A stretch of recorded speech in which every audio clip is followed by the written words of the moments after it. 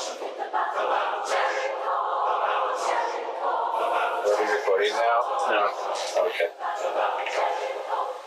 Are we recording now? No. Oh, we're recording, aren't we? Welcome to Battle of the Bible Boys Season 5! We've been doing this 5 years. Spill the tea. Spill the tea. I'm with our new co-host, Jamma Shorts. Charles. Ian Charles. Yeah. Welcome to the show, man. And I'm just here for the friendship. That's what this is forever. Yeah. It's always failure. Yes. Failure. Which 11 of us are going to experience this year. And one of us will not experience failure. One of us will walk away with the bragging rights as the bestest, blessed Bible boy. For the record, I don't think either of us has won this league while doing this podcast. While doing the podcast, no. I think I had my championship season before this began. Right. So it convinced me I knew what I was talking about. So it's a curse, is it? It is. Mm-hmm. So you roped me on this, so I can join you in your losing ways. We're coming for the rest of you. That's right. Yeah. So, the brief history is we've been a part of our Bible study group for Redeemer for a while now. We started this league with just 6 of us dudes and kept it going every year. So it's a for fun league. We want everyone to feel super included and have a good time. It's all about the smack talk and the community, really. But we are going to go through and give our rankings for who we project to win the season. Give our thoughts and geek out about fantasy. And at the very end, Ian's going to have a very special surprise for us. Surprise? You know it's a good surprise because even he's not sure what it is. Isaac, how was the draft for you? It went well. I thought the first half went great, and then after that, I was settling for players that my heart did not want, but logically still fit the bill. So there's some players I'm not excited for, but hopefully logic was right this time. Sure, man. I mean, it's always like go with your heart versus go with your brain. And that's what a good manager does. A good manager wins, not just picks the people that they like, you know? So, how did you feel? Oh, I had a frustrating draft for sure. The Darren Waller tragedy? Yeah, well, you know, I listened to a podcast called The Fantasy Footballers. It makes the game a lot more fun for me because they're really fun dudes. And their philosophy, one of them, is just don't draft scared. Don't draft as though, you know, everything's going to go wrong, so you reach on everyone. You got to kind of, like, play what you get, who falls to you, you know? Try to get some good values. Mm-hmm. So that's what I tried to do, and I did make the best of it. But we'll get to my team when we bring it up. But I definitely didn't come out with what I was expecting. That's okay. How was the draft for you, Ian? Well, there was food there, and we played some games afterwards. Yeah. So that was fun. Right? Like, yeah. The draft was like a quarter of the actual draft. We had a great party otherwise. Yeah, it was a good time, but I got some people. They did, I guess they'll do some stuff, but I don't know. It's kind of an exercise in futility for me, so. Oh, for sure. Yeah, just because, you know, there's Yep. Cool. Well, let's keep on. Let's get started. The one thing I will say about these rankings, the way I designed this league, with 6 starters, everyone basically has a really good team. Like, everyone has a good team. Anyone could beat anyone any week because 6 isn't that many. There's lots of good players in the league. If you hit the really great ones, that's usually how you win. But if you come out and some of your players aren't doing super great to start the year, there's probably some really good ones like available for pickup. So designed it so that really anybody can make the comeback, you know. But that being said, there does need to be 1 winner and 11 losers. So I'm going to go ahead and give my first projection for 12th place. This is so hard because I have such respect for this person. but loser lens is my prediction for number 12.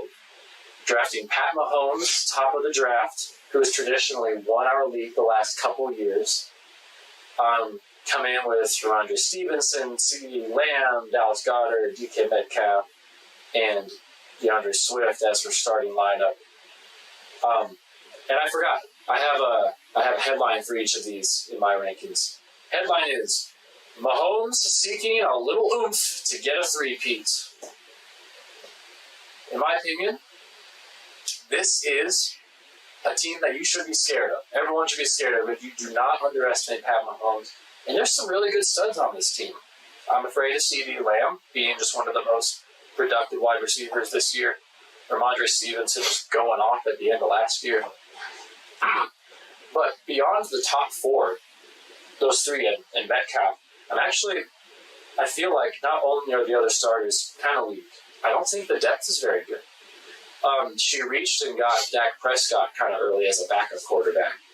And honestly, I look at that, I feel like you should have gotten some more depth. And I wonder if trading Dak is possibly an option. But, you just got to see how the year shakes out.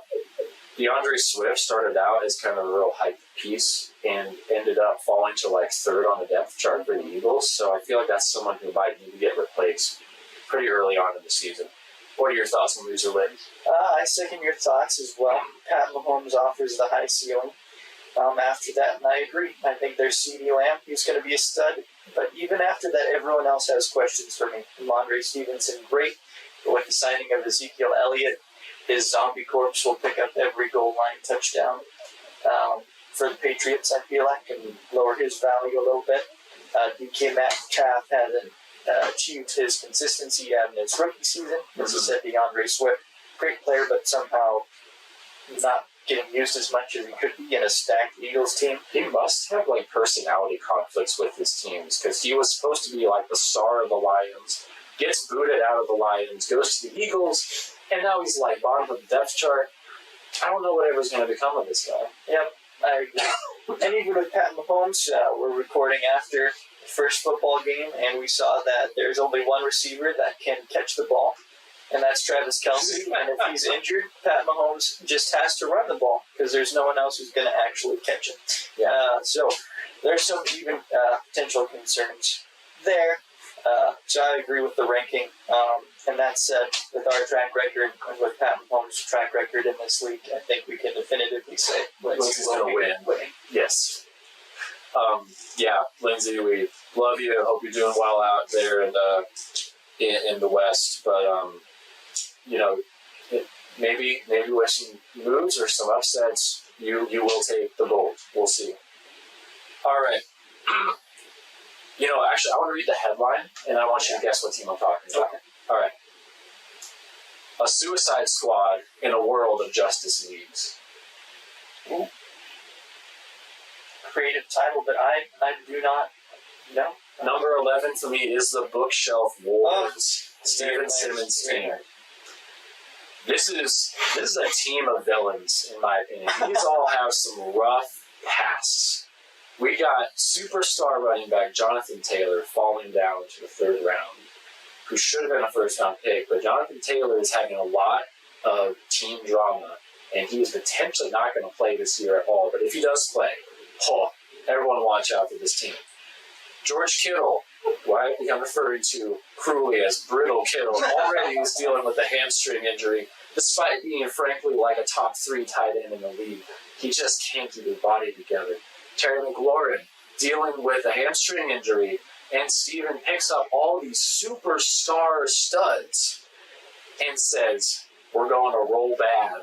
We're going to roll the dice on these and come out with, frankly, one of the most explosive teams in the league if all these things work out.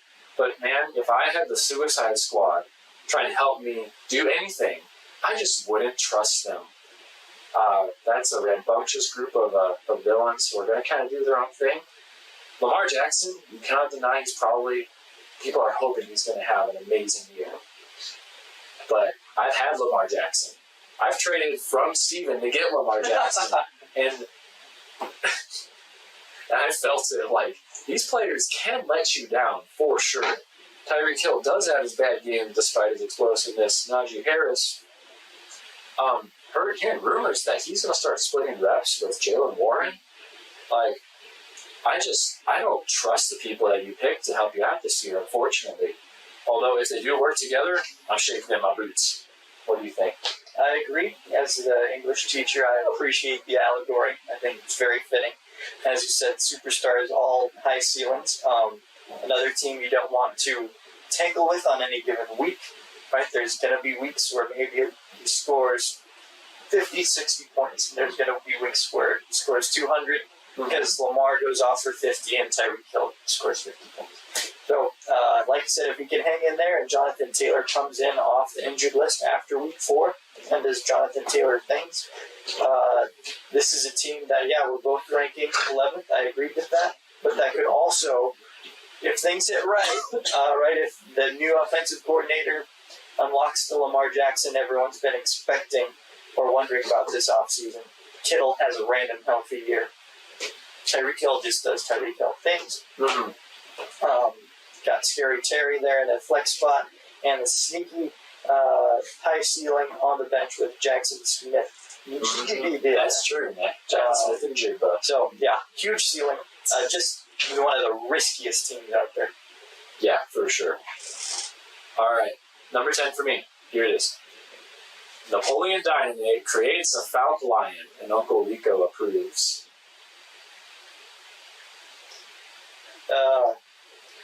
I'm looking for who didn't scoop up their tots, but I'm not seeing it. Is it Heidi's team? No, it's Make Better Choices, Brian's team. Oh, there you go. Coming in with 2 Falcons and 2 Lions repping his entire roster. We got Jared Goff, Bijan Robinson, star rookie, Amon-Ra St. Brown, Kyle Pitts, superstar tight end that's yet to break out, and Jalen Waddle, J.K. Dobbins. This team has talent, absolute talent on it. And Brian's bench is actually looking really good too. And I know Brian is a good manager. He knows football, he pays attention to it. So I have expectations that he's going to manage his team, manage the waiver wire well. Sorry. But to be honest, I think he is way too dependent on 2 teams that we're thinking the Lions are going to do well this year, but they haven't historically. And even last night, with the big win over Kansas City, Jared Goff only got like 16 points. Like, he's not the kind of guy who throws for 3-4 touchdowns in the game.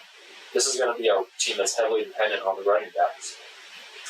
And as for the Falcons, Bijan's going to get all the work, sure. But is Kyle Pitts finally going to break out? And if so, how many passes is he really going to get? I like the bench, I like the other 2 guys, but ultimately I think Brian's ceiling is kind of capped by the fact that he's so dependent on these 2 teams. You actually talked to me, convinced me to rank him lower. Do we have a mid-show ranking? The mid-show ranking change. There was some bias just looking at some of it because I do love 2 parts of this team. I love the wide receivers. And the running back core there. I do think there's questions at tight end. I think I'm just not going to believe in Kyle Pitts until he actually does something. And so far, he's been kind of, the whole position is a wasteland, but he's been part of that wasteland. And then, as he said, Jared Goff, I don't think it's going to be that. He'll have his games occasionally, but in this size of a league, one of the lower ceiling quarterbacks you can start, as well as Geno Smith, safe, but not high ceiling. And then the bench, I like some players, but even then, even looking at the bench, I really only like Cam Akers, Akers and maybe Christian Kirk, Cameron. Yep. I think with Brian's vast football knowledge, he might have delved deeper into the minds than he needed to. With some of these bench picks, that like Roshan Johnson and other players, Sky Moore, players that could have been picked up later, where there's still higher ceiling guys out there now. With that said, expect Brian to be the most active strategic waiver wire manager out there. So road to improve. I think he can manage his way to higher than that, but I think, like I said, relying on some of those two teams with lower ceilings. I'm not going to disrespect Brian any more than that. Brian has won our league before, and he is an absolute competitor. So don't underestimate his better choices. All right, number 9. The Avengers fire Captain America and replace him with Mermaid Man. I just love these headlines. And I... While you think, let me blow my nose real quick. What's your guess?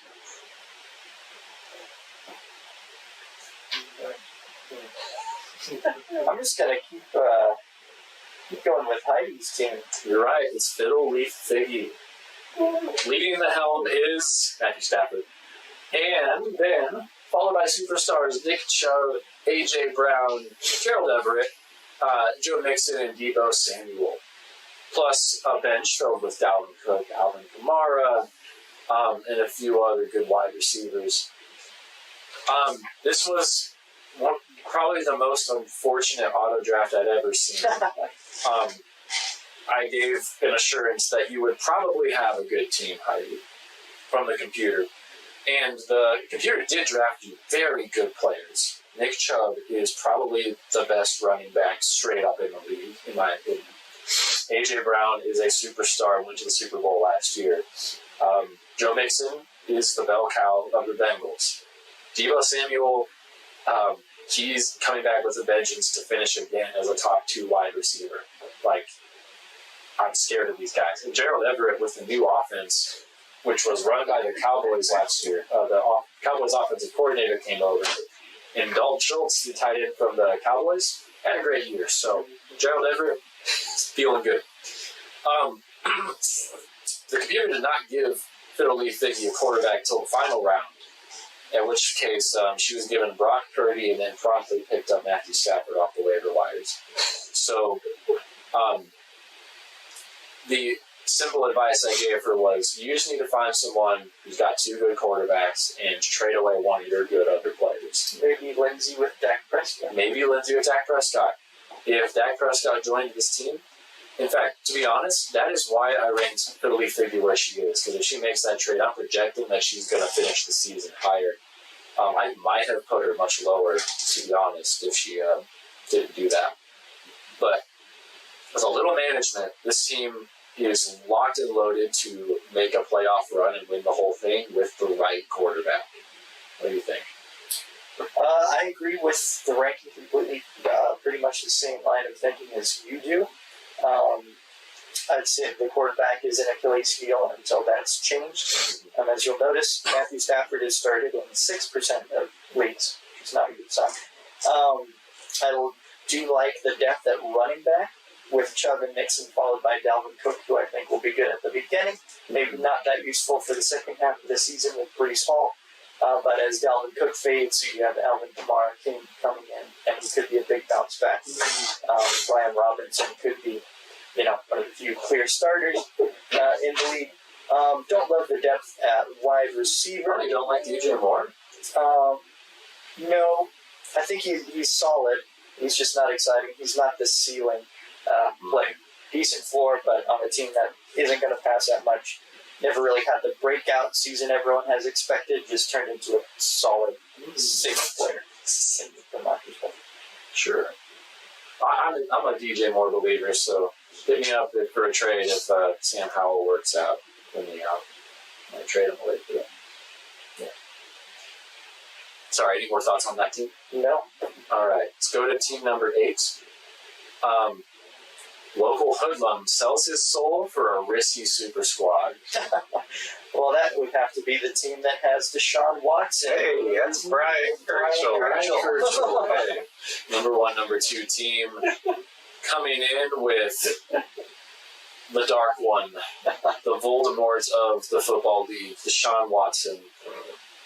Followed by more risky characters, we got star from the Las Vegas Raiders, who just feels like the Sin City Dark Team, Josh Jacobs, Drake London, Travis Kelce, Travis Etienne, and DeAndre Hopkins. I wanted to rank this team lower. I really did. One, out of spite for Deshaun Watson. Two, just because I want to try to convince myself that you don't need a good tight end to win the league. But the truth is that having Travis Kelce is going to instantly boost Brian's team up past. He has an advantage every single week. No one's going to have a better tight end than him, pretty much ever. So, I don't totally believe in the players, if I'm being unbiased, except for Josh Jacobs. I think ETN's actually going to have to share a lot with Tank Bigsby. I think DeAndre Hopkins isn't going to get the passing work that we kind of would hope he'd get at Tennessee, even though I think he's really talented. Drake London's in like the lowest passing offense in the entire league, despite him being talented. And Deshaun Watson's had a pretty bad training camp. It looks like a good team on paper to me, but I am ranking him pretty low. And I'd actually project him to finish lower if it weren't for Travis Kelce kind of raising the floor. And yes, he's projected to be fine with the knee, but if he's getting old, like he could re-aggravate the knee, you know? That's my honest assessment. Yeah, now I ranked him higher. I had it more middle of the pack at 5. At 5? At 5. Just because there are, like you said, with Kelce, that does offer an advantage. I think the temptation is there to boot the tight end position, just because there's so few good tight ends out there. But also, when you only have 6 players starting, when you're actually getting points from that position, that can really push you in one direction. I agree with some of the points. You may regret it has to be seen if we get the old Deshaun Watson. If we do, this is a very scary team. Yeah. Josh Jacobs, even if he doesn't repeat last year, is going to be really good. As we discovered last night, Kelce will be the entire Kansas City passing attack when he is on the field. So he could have some monster games as long as he stays healthy, which old man time is coming after him. It's true. I agree that ETN might not look as good later in the season as he does last year. But if he keeps last year, then it's a really good team. And then DeAndre Hopkins, I'm a little more of a believer in, just with the talent. And they do have to pass it sometimes, even with Derrick Henry. And I think that he'll be pretty much their primary, if not almost only, passing weapon. Drake London, he's one of those guys I stayed away from just because I do not want a piece of that Atlanta offense at all. I do like Miles Sanders on the bench. You have a decent floor with some wide receivers you could throw out there in Pittman and Bateman. And I really like Jordan Addison as a ceiling wide receiver there. So that's why I would give him a little bit more of a ceiling and potential to, if not quite reach that ceiling, get 2/3 of the way there. Just based on a little more belief in some of those players. Yeah, and you're right. The bench does give them at least opportunities, little lottery tickets to try to bring those players up into the starting ranks. It could be really bad because as long as he has Kelce, you can just try to fill in the pieces around him. You know. Yep. And to be just for the record, Brian did auto draft correct. Not Brian no time auto-drafted, it was so no time in purgatory for drafting Deshaun Watson. That's fair. Martin Luther forgives. All right, let's do a little check-in with Ian. How you doing, man? Well, I just finished Calvin Yeah, it sounded like a good time. Yeah, it was. What are you going to read now? What do you think I'm going to read? More Calvin Hobbes. Your mom. That's weird. No. I'm going to read about... Well, let's see what I'm going to read about. I'm going to read about Hume's backgammon. I don't know what that means yet, but you can ask me about that later. We'll check in with you later because we want to know. This could be the surprise. Yeah, what a surprise. All right. Surprise. Number 7. Well, I give it away with the name, but disrespected sleepers and Cole Kmet seek revenge. I have to find Cole Kmet.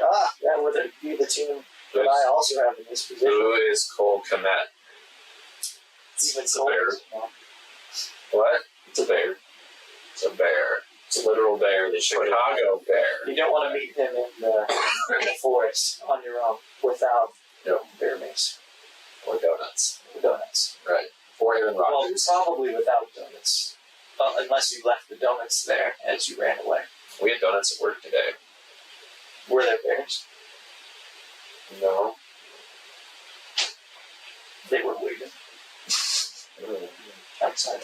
As long as you have Aaron Rodgers with you, the Bears will be able to understand. That's true. Yeah, he's not scared of the dark at all. No. But Team Aubrey K I have over at 7th. Starting lineup is Jalen Hurts, Kenneth Walker, Cooper Kupp, Cole Kmet, T. Higgins, and Christian Watson. This is a good starting lineup that I don't want to mess with. I think Jalen Hurts, even though being drafted number 3 overall, he could definitely be number 1 overall this year. Kenneth Walker was high on everyone's list before they drafted another running back, Zach Charbonnet, this year, and now everyone's just scared to draft Kenneth Walker. Cooper Kupp is out with an injury. Christian Watson's out with an injury. And T. Higgins is talented enough to be considered a superstar wide receiver until, Jamar Chase came along and took his lunch money. I empathize with their starters. I think they all are some of the most talented players in the league, except Cole Kmet. And Aubrey scooped them up, and she's like, we're going to show them. We're going to show them what we're made of. On her bench, she's rocking some pretty good talent. Isaiah Pacheco. I think Brandon Cooks is underrated. Kirk Cousins is always going to be a solid plug and play. With good management, and I believe Aubrey is getting some help from her family or something like that. I think you have a good shot at taking games off of high-ranking teams and even winning it all if things go right for some of these players. But considering Kupp and Watson are out to start the year, I'm a little concerned that you'll have a slow start. What does he take? I'd agree. One of the things that did impact my rankings, or I would have put her higher, is Kupp's injury. And the fact that it's a hamstring and it's been recurring, and that is a tough one for wide receivers to totally move on from in any given season. Yeah. And George agrees with that. Either that or, he is. It was a. First, I was worried it was an attack, but then this seems improving. See, and he's giving the verbal. As you say, Christian Watson in there as well.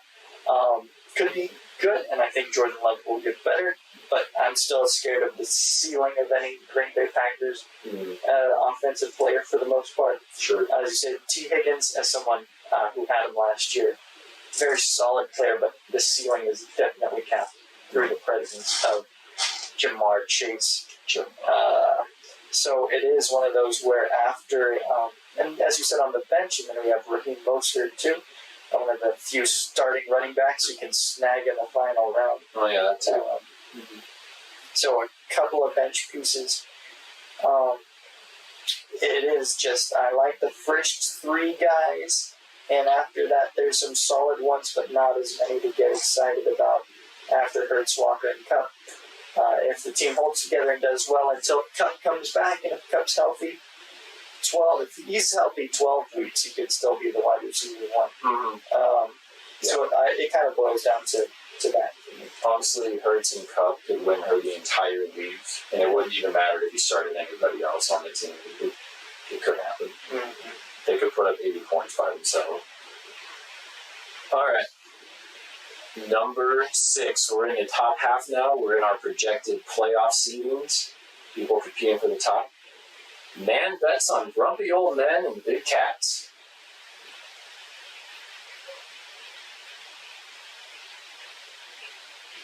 You'll have to Who has the grumpy old man and the big cats? the grumpy old man with big cats. I'm kind of scared it's me, but I don't think so. Nope, it is going to be Team Jay Jensen 44, rocking Trevor Lawrence, Alexander Madison. That's how it's read in my head each time. Every time. Stephon Diggs, Evan Ingram, Devontae Adams, and Calvin Ridley. Starting lineup that is half Jacksonville Jaguars, actually. and Stephon Diggs and Devontae Adams. Jonathan, I think you had a really good draft. If Trevor Lawrence and the Jaguars take a step forward the way that a lot of people are hoping they will, or even projecting, this is going to be a really scary lineup. You got the stack attack with Lawrence and Ridley. And your other starters are no joke. Stephon Diggs and Devontae Adams are going to just be superstars for their team. And even if Alexander Madison doesn't work out, you can plug and play Jamal Williams or Ezekiel Elliott. Your depth is solid, I think. Except for Russell Wilson. I think that's going to be a time bomb sitting on your bench. But we're a little biased. True. Even though we do have him in our dynasty. That was my choice. It's a time bomb and we know it. But, well, I think it's like a 25% chance that it works out. And as long as you don't have to start him, it won't hurt your team that bad. It's true. As long as you treat him like he doesn't exist. Right. All right. But what I don't like about this team, the thing that I think prevents me from putting you any higher, John, is that you go as the Jaguars go. If they have a bad game, your team's going to have a bad game. Period. So you just better hope that the Jaguars do well. What are your thoughts, Sue? So I had him ranked in about the same spot, and that was, you brought up an interesting point. Didn't think about the amount of Jaguars on there. I love Trevor Lawrence in that quarterback spot. Madison very solid at running back. The strength of the team is definitely the three wide receivers, Stephon Diggs and Devontae Adams, both of whom I would imagine would be in the top 5. Calvin Ridley, who from what I've heard, great chance he's a top 10 wide receiver this year that he got at a discount rate. Yeah. So that starting lineup I really like. Now I do think the ceiling is a little bit lower at running back. While Madison has been a good replacement for Dalvin Cook, there's some doubt as to is he really going to take that step up. I still like the pick, but he's not going to be one of the top of the line running backs. And I don't like the depth at running back. I think Jamal Williams is going to be splitting it too much with Kamara, and Elliott will vulture you a touchdown. Mm-hmm. But I don't know if he's going to crack 50 yards very often. No, but I it's a touchdown. Yeah. This is the kind of team where you knew you weren't investing high at running back. Right? You just need someone who's going to not 0 point you, get you a little bit of depth, and let your wide receivers do their work. Yeah. Ideally. And that's where I put him at this because I love the starting lineup. And if it was only the starting lineup, I'd have him in the top 3. The bench is where I just think it's a weakness, and I don't really see anyone here, perhaps, other than the Muth being the Muth.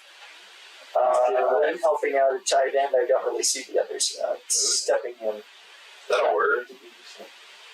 Yeah. Look it up. It's like loose if you have a list. It's not a word. It's a Russian term It is not. for atheistic literature. No, the meaning of muth is dialectal British variant of mouth. That's why we need you around, man. Thank you. Yeah. Sure. Did you also have Jonathan at 6? Yes. We are very spot on. The only one that you don't have matched with me is Brian at number 5. Mm-hmm. So I'm interested to see who you put way down at number 8. I think that'd be guess. Anyway. Alright, team number 5. Madman merges 5 alligators with a fruit fly, hopes to create dragon.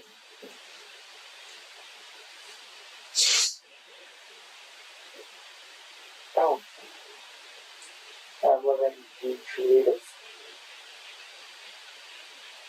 chapters. Josh? Nope, it's me. Oh, it's you. Oh, It's me, number 5. Starting lineup is Justin Herbert, Damian Pierce, Jamar Chase, Jay Ferguson, Keenan Allen, and Garrett Wilson. I have gone. I got Doc Brown, and he says floors, where we're going, we don't need floors. there is no limit to how far my team can fall. However, I have taken shots on 3 wide receivers that I think will all be top 10 this year, if things go right. I have taken who I believe will be a top 3 quarterback. Justin Herbert's going to bounce back from his injury with his new weapons and go nuclear. And I have the Keenan Allen, Justin Herbert stack. And Dameon Pierce fell to me.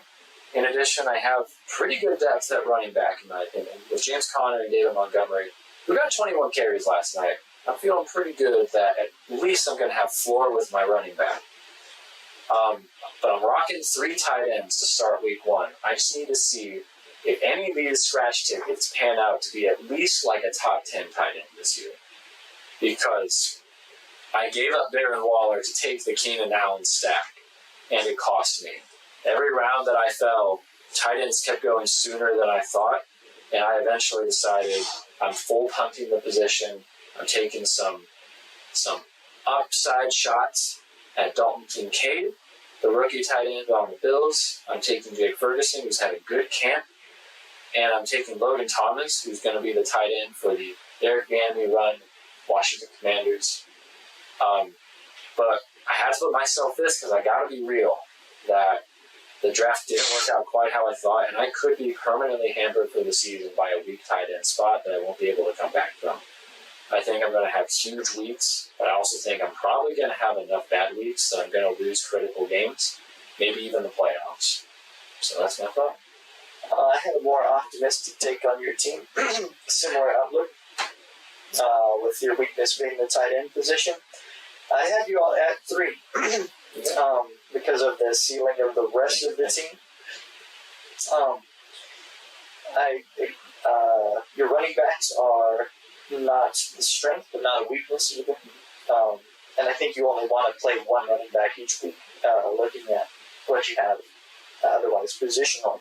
I think if you had drafted Waller instead of Allen, and the rest of the team was the same, I'm picking this team number 1 because I do really love Garrett Wilson and Justin Herbert and Jamar Chase. And Keenan Allen is great too. But like I said, it will all boil down to how lucky or how wise you get with stringing the tight end position or finding the diamond in the rough. If you can get Aladdin on your side here. And then I like your bench, like I said, with the 2 running backs. Bench is maybe also hurt a little bit by how many tight ends you're holding on to find who hits, because I also do love Deontay Johnson, really, really solid, high floor wide receiver who can fit into any spot. You can get to when you're resting any of those guys. So, yeah, all overall, high ceiling team. We'll see if you can solve the tight end conundrum, or if the team is just dominant enough. I agree, Garrett Wilson could be top 5, top 1 wide receiver this year, that it overcomes the weak position. Yeah, well, so. All right, number 4. This one you're going to be able to guess pretty easy. Burrow and bosses boot Mahomes, bolster the boys big time. That would be Kaylee's team. That would be Kaylee's boys. I'm so proud of that one. Kaylee's boys coming in at number 4 for me. Joe Burrow, Breece Hall, Justin Jefferson, Darren Waller, Jahmyr Gibbs, Chris Godwin, and a bench that I think is filled with upside shots to carry her through the season. Kaylee, I think you did a really good job with your draft. Your bench has people that I think, if you can't fit them in right now, there's a shot that you'll be able to put them in your lineup later. And in the meantime, I actually don't necessarily think this team has the highest ceiling. Oh, sorry, I just got a text. I'll read it in a second because I'm doing a show right now. That's not professional. Joe Burrow's a superstar. Breece Hall's a superstar. Justin Jefferson's a superstar. Waller's a superstar. Not all of them have a position in the team where they're going to get to have the full workload. We just saw Jahmyr Gibbs put up 7 points in his big opening debut. He's going to have to split with Montgomery. Chris Godwin has Baker Mayfield throwing him the ball now. Probably not going to be the top 5 wide receiver he was when Jameis Winston was chucking it to him.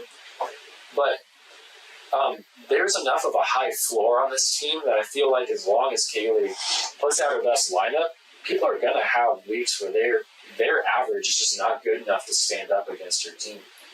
And there will be games when Jefferson or Burrow go off, Like, this is a team I don't want to play against. I feel like I have to really put up my ceiling if I'm going to have a chance at beating her any given week. Yeah, so to not be biased, I had originally put her at 7. Oh, really? After going through this, I think you've talked me down on both Brian's to move them. I had them both ahead of her. I put them both behind that team now based on the points you brought up. I do think that Justin Jefferson and Joe Burrow alone offer that high enough floor, as you said, going to be a very competitive team throughout. Definitely a top half of the league team. Some of it boils down to how quickly Breece Hall takes back that superstar role with fully recovering from his injury and ousting the ghost of Dalvin Cook. I don't know if it's the ghost, man. I think they're going to be splitting all season. I think they'll split at the beginning with Dalvin Cook. I think it could be 75-25 for a while, 60-40, 50-50, but I think toward the end, Breece Hall's going to. Being a Dalvin Cook owner last year, I just felt like he lost his step. Not like it's Ezekiel Elliott ghost, not like full zombie, more like vampire mode going on here. Just not quite what he was. He's like he's not Wolverine anymore. He's Old Man Logan, right? He can still pack a punch, but he's going to have a harder time recovering from it there. Yeah. So if her team can kind of hold on until Breece Hall kind of hits that ceiling, then it becomes a very scary team. If Hall ever hits that ceiling, it is concerning that Gibbs didn't get maybe as much work as people were projecting. So I think that'll go up, though. If that goes up, then that's another. I think that's where her ceiling is. If Gibbs and Hall step into what they have the potential to, it becomes not just a high floor but a high ceiling team. I agree that Godwin's not going to be top 5. I think he can still be a top 15 or at least 20. Top 15. I think having played on teams that did have really bad quarterbacks before Brady came along and still putting up good numbers, I think he can still have it in the tank. Yeah, I think Ayuk and George Pickens are high ceiling wide receivers that might surpass him. Yes, it's possible to fill that flex spot more capably as well. And then you have guys like Chark and Herbert who might be useful here and there. Pretty much in agreement. Nice. All right, we're into our top 3. Ian, checking in. How you doing? Pretty good. Did you find out what the gambit was or whatever that the back again? Well, I learned a little bit about backgammon. It was about David Hume, a philosopher. It was kind of contrasting what English philosophers of the 18th century were thinking about things, and that they had all these philosophical, melancholy thoughts that really depressed them, but then, for whatever reason, their environment would pull them out of that. Nature would pull them out of that into reality.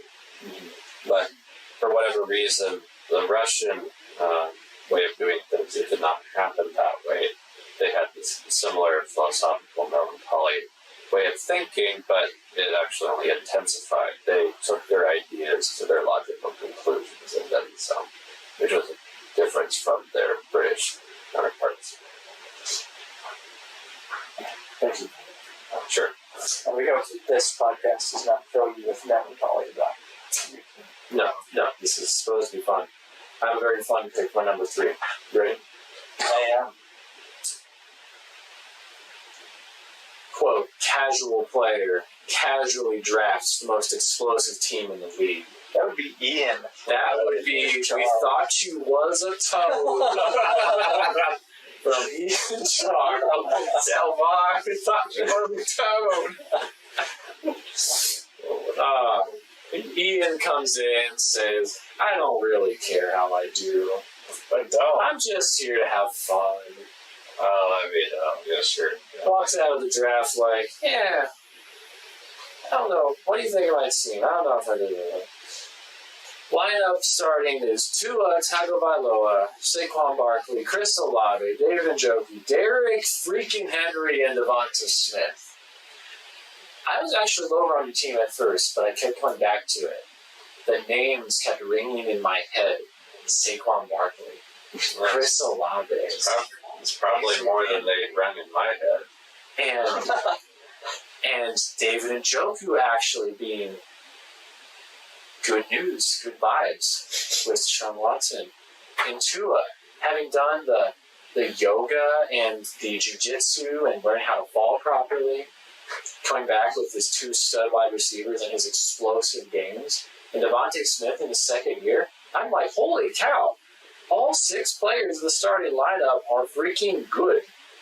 Not to mention, you look down at the bench and, okay, you picked up Kadarius Toney in week 1, which is the worst part of your team by far, and you can fix that.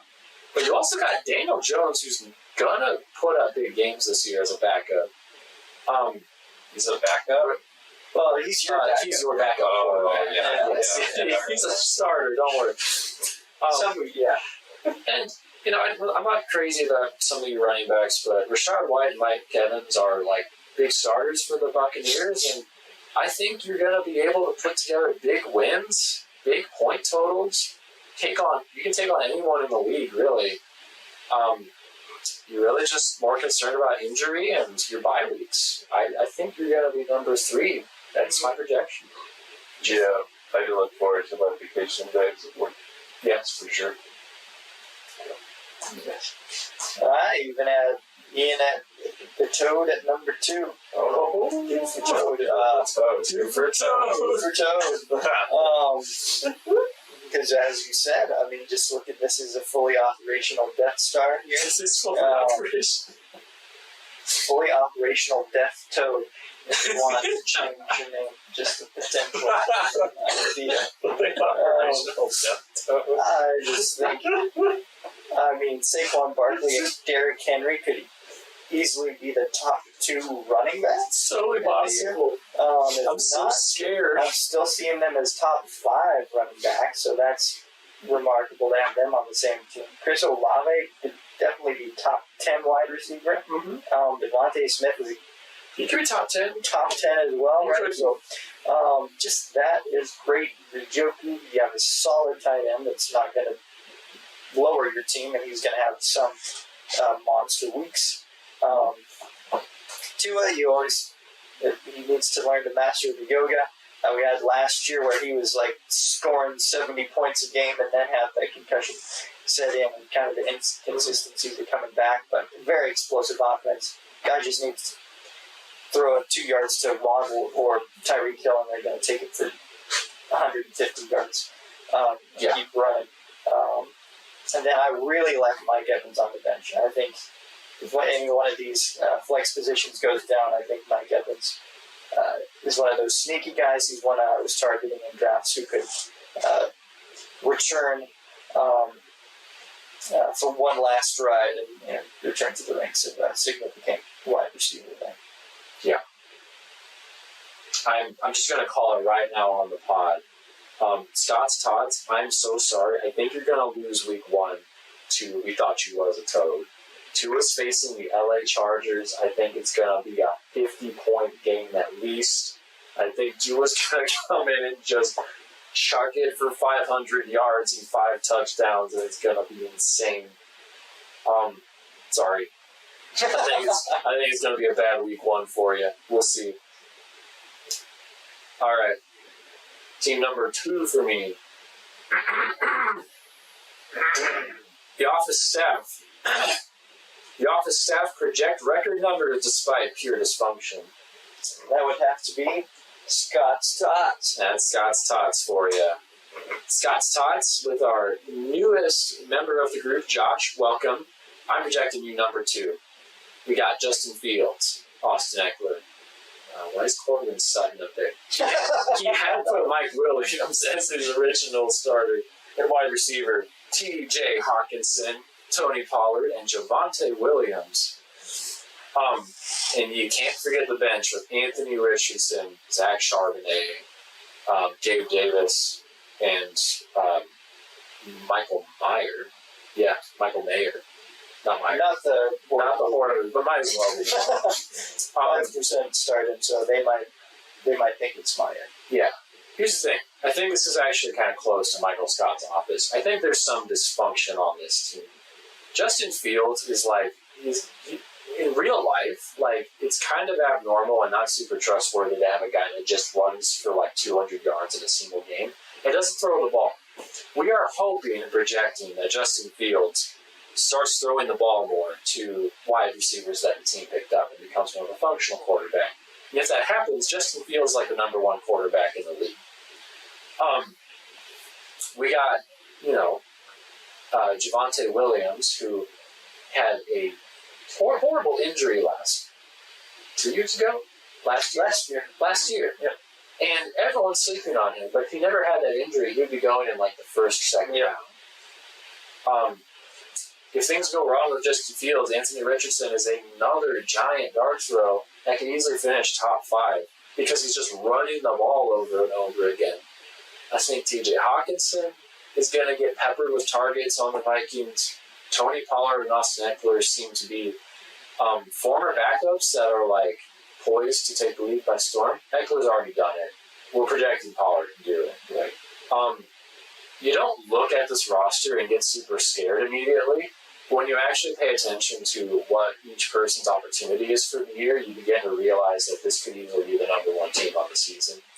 He kind of bunted the wide receiver position, but as long as he puts one of these giant upside dart throws in and succeeds, I think he's going to be okay. Because Mike Williams started off last year with like 2 40-point games. It was ridiculous. If that can come back this year, we got an explosive, high floor, high ceiling team. Yeah, so this is this is one of our biggest differences in rankings. Clearly, Josh knows what he's doing. It is an incredibly high ceiling team, but I think much like the original concept of Scott's Tots, the promise is there. So will be the failure to deliver. Oh, no. These children are not going to college. So I do love the running back position, especially with Eckler and Pollard.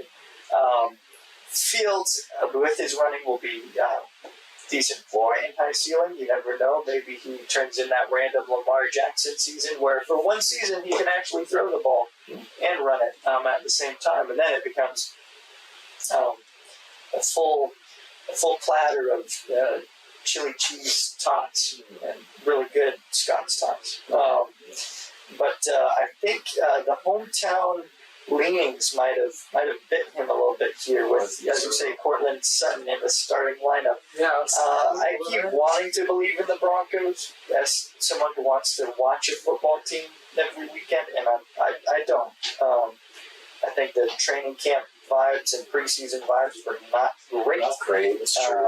Cortland Sutton, I've kind of soured on him. Javonte Williams does have a high ceiling. I just don't know how long it will take him to get there this season, especially if Russell Wilson is anything close to as dysfunctional. And I expect him to be better with the magic of Sean Payton. But I think the ceiling for Broncos players might be lower than we hope it to be this year. TJ Hawkinson could really be great at tight end. So I really do like Austin Eckler and diet Austin Eckler with Tony Pollard and Hawkinson and quarterback position. Like you said, Anthony Richardson is like diet Justin Fields potentially. But I think the wide receiver position is going to hold him back, and that's why I have him coming down at 7 with that uncertainty about Javonte Williams. If he doesn't work out and have an empty flex spot, Cortland Sutton I'm not trusting. And I don't trust Mike Williams, and I think that's what in part puts him lower down for me. Between Mike Williams' consistent injuries, consistent inconsistency, I think he's going to have 3 monster games, 2 mediocre ones, and disappear for the rest, like he's kind of had a history of doing. So if he can be consistent over a whole season for the first time in his career, then that boosts it. But Mike Williams is just one of those players personally untrustworthy for me.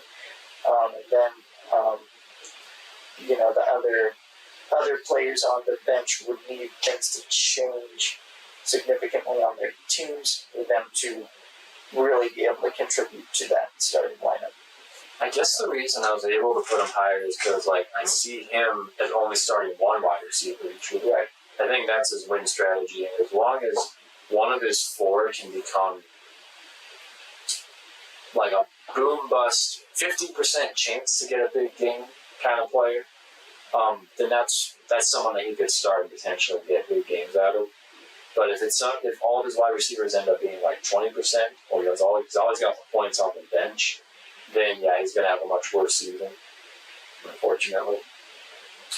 But that's not how I'm projecting it. All right, got one team left. I'm sure you can guess who it is. It's me. Hold on, here's the headline. Okay. Crack team go into the moon unless the rocket blows up. I'm really tired of putting you as number one. I think I projected you number one last. Doesn't work out. I think that's what I've done as well. Well, if you would stop having really good drafts, we wouldn't be having to rank you number one. I'm trying to. No, you didn't. You did not try. And look, I can be a little angry because, like, I think you got not really lucky, but you got a good draft that fell to you in some ways. I did. That, like, drafting from, like, the number 3 spot. Yeah. So we got Josh Allen, Chris McCaffrey, Amari Cooper, Mark Andrews, Aaron Jones, and Tyler Lockett in the starting lineup. McCaffrey, right at the top. If you take out the risk of injury, I don't see how he's not the number one running back this year. Josh Allen, he's been number 1 or number 2 for the last 3 years. He's an insanely good pick. Mark Andrews, 2 years ago, was the number 1 tight end, and he's by far a top 3 or 2 tight end. And he fell to you in the 3rd. I couldn't take him, and I wasn't about to reach for him over Garrett Wilson. I really thought about it too. Just for both Mark Andrews and Darren Waller, both times I just felt like I'm reaching too far at this draft spot, and they're not going to make it back. But you were able to piece together basically a top 1 to 3 in quarterback, running back, and tight end. And the rest of your team filled out pretty decent. I don't think they're all great, but Amari Cooper had a much better season than people gave him credit for last year. Yeah. Tyler Lockett's being grossly undervalued because of Jackson Smith being drafted. Aaron Jones is probably going to be running a lot with a rookie quarterback or a new quarterback, relying on him. And you could certainly plug in James Cook, Jahan Dotson, Zay Flowers, and Tyler Higbee throughout the year. It's really just, it's tough to look at this and to think, man, I not only have to beat this team, like, I have to outpace them throughout the whole year. I think you're going to be winning quite often throughout the weeks, and you have the backups to get you all the way to the playoffs and win it all, I think. I'm projecting you number 1. And that's what I'm doing too, just as the narcissist, apparently am. Or masochistic, depending on if I jinx myself for the 3rd year in a row. Ian, what are your thoughts? He'll chime in on those on the second once we continue talking. But same thoughts as you. I think, especially after your delivery, then you've guaranteed that McCaffrey's leg is just going to fall off on the first play of the season like a Lego figure. And we won't know if we can put him back together again. If he's healthy all year long, I do have a hard time not seeing myself having a very successful season. With playing in Kyle Shanahan's offense, I'd be surprised if he doesn't repeat the 1,000 running yard, 1,000 receiving yard type of season. To say Josh Allen did what the fantasy footballers tell you not to do and took a quarterback and tight end both at the turn, which did lower what I could get from wide receiver when I did mocks. Always hope to try and get a guy like Chris Olave. So my wide receiver doesn't have the through the roof ceiling. I'm not going to have any top 5 guys, but Tyler Lockett, pretty much a lock. See what I did there? To have 200 points a year. He's done it very consistently every year. He's been healthy. Amari Cooper, less excited about, but as I said, had a very solid season last year. I think he should have a high floor as well. Mm-hmm. And if he doesn't, I really like having Jahan Dotson and Zay Flowers on the bench. Yeah. Between my two veterans and my two rookies, some combination of those is going to turn out two pretty reliable wide receivers if I make the right starts and decisions. Mm-hmm. I do like James Cook as a backup running back, Higbee as a backup tight end. Mm-hmm.